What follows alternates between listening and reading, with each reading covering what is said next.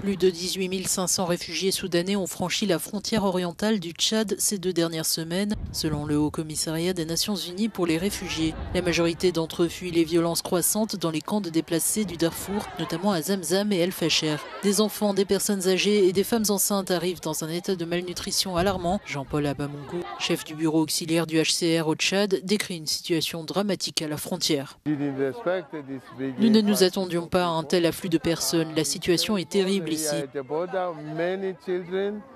Il y a énormément d'enfants, y compris des mineurs non accompagnés. Un garçon de 14 ans que nous avons rencontré seul, ou un autre de 9 ans qui pleurait en cherchant ses parents.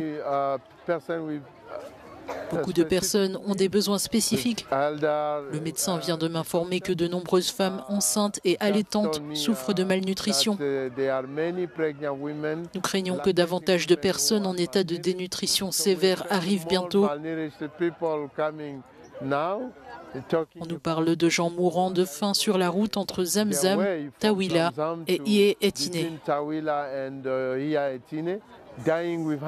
Le Tchad accueille déjà 1,3 million de réfugiés, dont près de 800 000 Soudanais ayant fui le conflit depuis plus de 2 ans. Les besoins en eau, en soins de santé, en abri, en éducation et en protection dépassent les capacités locales et internationales. La dernière vague de déplacement a été déclenchée par l'attaque brutale menée le mois dernier par les forces de soutien rapide dans le camp de déplacés de Zamzam. Les paramilitaires y ont mené une offensive de 3 jours, tuant au moins 400 personnes.